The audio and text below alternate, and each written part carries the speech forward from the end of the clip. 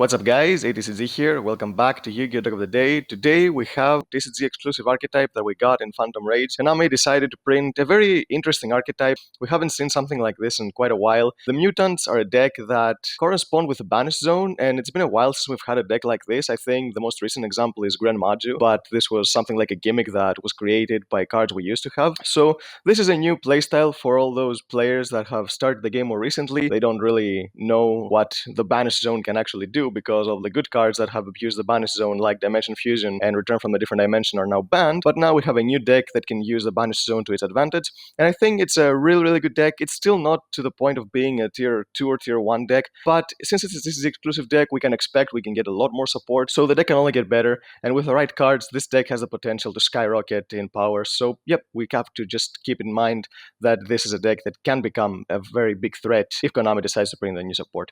So without further ado guys, let's get to the deck profile. But before we do, if you enjoyed this video, don't forget to thumbs up, subscribe to the channel so you don't miss the upcoming content. And now let's get to the deck profile. So to start off with the little monsters, first copies are the 3 copies of the 3 Mutant M05. So the mutants are 2 categories. You have the small monsters and you have the big monsters that you summon with the small monsters.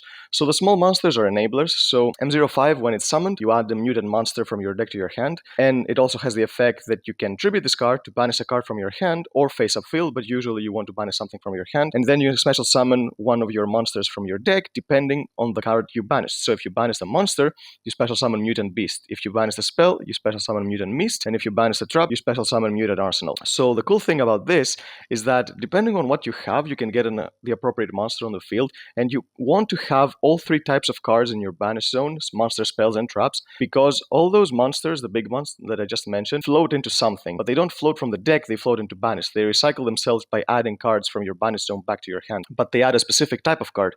So in order to be able to use all their effects at every single time, you want to have all 3 types of cards in your banish zone. Next up, we have 3 copies of Mutant ST46. This card, when it's summoned, you add a mutant spell or trap from your deck to your hand. So the deck has both ways to search even monsters and spells and traps, so that's a pretty good start for any kind of deck. If you want to make a deck, then this is basically what you want to do. You want it to search its monsters, and you want it to search its spell and traps. And it also has the same effect. You tribute it to banish a card from your hand or field, and if it's a monster, special beast. If it's a spell, mist, and trap arsenal. Basically the same thing. I really like the fact that these have the same type and attribute, because this enables me to play a certain card in the deck that helps me get both of them on the field, even if I don't draw them both, because if you draw them both, you can special summon them with your field spell, but if you don't draw both of them, then you can just get another one from the deck, and I'm going to show you later how you're going to do that.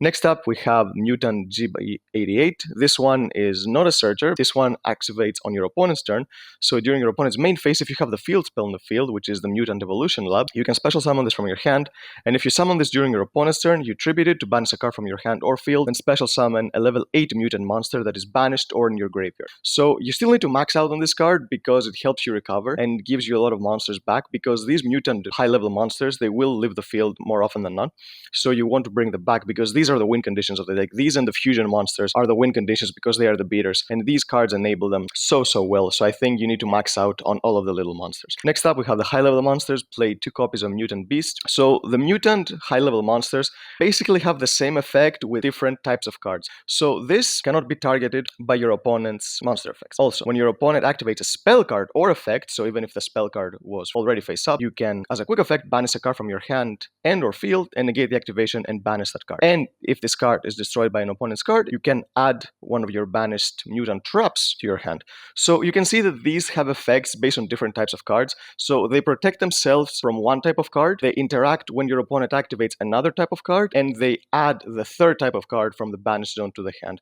So they all have their use, and I think you need to play all 3 of them because you don't know exactly what your hands are going to look like. So if you have spells, you can summon one specific monster, or if you have traps, you can summon another one. Next up, we have 2 copies of Mutant Arsenal. This one cannot be targeted by traps. When your opponent activates a monster effect, you can banish a card from your hand or field to target a monster on the field and banish it. It would have been better if it negated a monster effect, but still it's better than nothing, so we're going to use that. And if it's destroyed by your opponent's card, you can add one of your banished mutant spells to your hand. And the last one is 2 copies of Mutant Mist. This card cannot be targeted by spells. When your opponent activates a trap card, you can banish a card from your hand or field and draw 2 cards, and if it's destroyed, you can add one of your banished mutant monsters to your hand. So all these 3 work in tandem. They do not protect each other by targeting, which would have been really nice, because if you manage to get all 3 of them filled, basically your entire board would be untargetable, but still, it's still something really good. It's not like one of them is specifically better than another, because like yeah, one can negate, but it negates only spells. One doesn't negate, but it banishes monsters. So depending on the matchup, you basically want to bring out the appropriate one.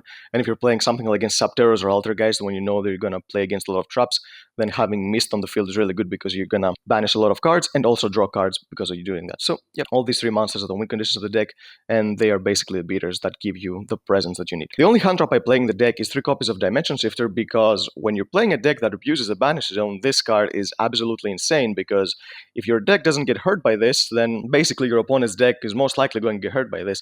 But this deck takes it one step further, because it actually benefits from having Dimension Shifter's effect on, so this card is absolutely mandatory in the deck in my opinion. For the spells, we have 3 copies of the field spell, Mutant Evolution Lab. So on activation, you can special summon 1 level 4 lower mutant monsters from your hand or banished. So if you draw a lot of the small monsters, this is a way to get them on the field, and you want to get them on the field as fast as possible, because not only do they search you your cards, but they get you your win conditions on the field. So this card is really, really good. It boosts your mutant monsters by 100 attack for each of your banished mutant cards with different names. At least it's with different names and not with different types, because it would cap to 300, but now you can have actually a lot of cards, so you can give your monsters a fair amount of boost. And once per turn during your main phase, you can place a mutant monster from your hand on the bottom of the deck and draw 1 card. So the big monsters are bricks, yes, but you do have something to do with them if you draw them. This is why I'm not playing trade in the deck. If this effect wasn't here, maybe I would consider playing trade in, but since it's here, then you can just unbrick yourself and put them at the bottom of the deck, so you draw another card. So it's not like you shuffle, so you don't have to worry about drawing the one specific monster you put back unless you draw the second copy of it, but yeah, that's being unlucky. So this field spell is actually really, really good. Next up, we have Mutant Fusion, 3 copies. You need to max out on this because the fusion monsters are absolutely insane, and this card is basically a normal fusion spell, but it has something with the same condition as TTT. If your opponent has activated a card or effect this turn, and it's better than TTT because it doesn't say monster effect, it says any card effect, you can fuse with 1 monster from your deck and your graveyard. So this card is absolutely free. If your opponent has attempted to use any kind of interaction during your own turn, or even during your first turn, if your opponent has hand trapped one of your little monsters, then you can use this to basically get a monster for free. So it's a really, really good card. Otherwise, it's just a plain old fusion spell, but it's searchable because you can search it with ST46. I played 2 copies of Downbeat and 2 copies of Transmodify. I really like these 2 in this deck because of the 2 little monsters, M05 and ST46. Unfortunately, it doesn't work really well with GB88, but if you normal summon GB88 during your own turn and you downbeat it, you can summon ST46, so you can search one of your spells and traps. But the good thing about these is that it helps you get both little monsters that search you your monster and they search you your spell and trap during the same turn. Because like I said, if you don't draw both of them, you cannot special summon them unless you want to search your ST46 with your M05, but usually you want to search your GB88 if you can get access to both of them, because this is the interaction during your opponent's turn. So I think these 2 cards right here help you get a lot of advantage, and this is why I like the fact that they're all Psychic Waters and they rise up in levels from 2, 3, and 4, so this is absolutely really, really good for this deck. Play 2 copies of Pot of Desires. Still, I think it's better than Extravagance because the deck doesn't have a lot of utility outside of the extra deck, but the fusion monsters are good, but you need League monsters to be able to do more stuff as well, especially Anaconda, because you have a fusion spell to copy it in this deck. So I think Desires is better than Extravagance. If you banish all of your big monsters, then yes, it can hurt, but you play 6 copies of them, so that will really happen. And for the Wanos, play 1 copy of Emergency Teleport. Of course, your ST46 and your M05 are level 3 or lower psychic, so you can spell some from the deck. 1 Terraforming for your lab, and 1 Dimensional Fissure. In any going first deck that relies on using the Banish Zone, aside from having Dimensional Shifter, which is not a going first card because it's a hand trap, but Dimensional Fissure and Macrocosmos are actually insanely powerful floodgates, so you can use them to your advantage as well. And for the traps, we have 3 copies of Mutant Cry. This is another fusion card that during the main phase, you can fusion summon a mutant fusion monster by shuffling the fusion materials from your deck from among your cards on the field or in your graveyard and face up banished cards. So this is disruption because one of the fusion monsters pops a card when summoned, so you can use this during your opponent's turn to basically shuffle back your monsters and special summon a monster that can disrupt your opponent. 3 copies of Mutant Expansion. This is a continuous trap. It only does something on activation, but it's a continuous because it has an effect that if a level 8 or higher mutant monster you control is destroyed by a card effect, you can banish this you control instead. Unfortunately, it doesn't say battle, but still it's something more. So, yep, when this card is activated,